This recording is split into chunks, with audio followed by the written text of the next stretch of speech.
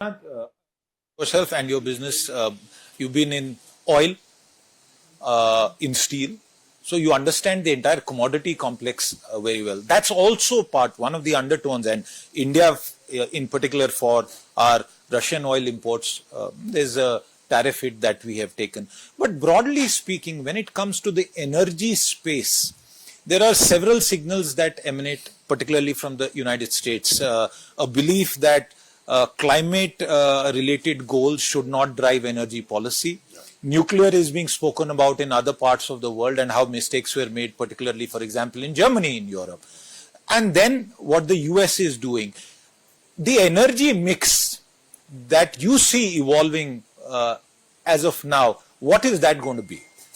So look, I think for a few years, and including in Davos, whole energy transition was the big theme. You know, how we can bring green energy, whether it's green hydrogen, whether it's renewable power, whether it's all of these things, to replace fossil fuels.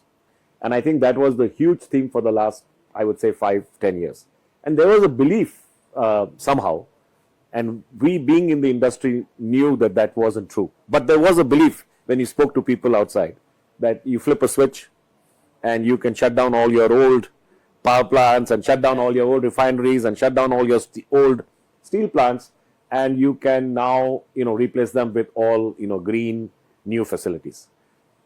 Being from the industry, if you spoke to anybody in the industry, he would say this is not going to happen. It's not possible. But that was the popular belief. And I think now in the last 2 years, and President Trump has sort of called it, and that is that it is not something which you can replace. I think fossil fuels are going to be there for a long period of time, but it is possible to do green energy, especially renewable power. India is a great example of what we are doing in renewable power. China is a great example of what we are doing.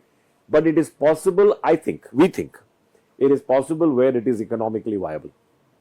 So if it is economically viable, and then you can replace fossil fuels with green, I think that's the best combination. And wherever the technology gets to the place where it becomes economically viable, then I think it's going to take off.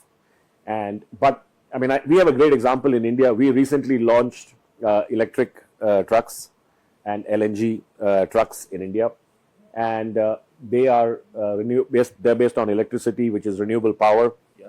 And we are offering that as a service without any subsidy. There's no subsidy involved. So if you can replace, if you go to a customer and say we're going to replace, your diesel truck with an electric truck, and you don't have to pay more for it. You'll probably take it. Then no, every one of them will take it. Okay. There's no probably. Okay. Every one of them will take it. Good point. Because they want to do good for the environment, but they don't want to pay more.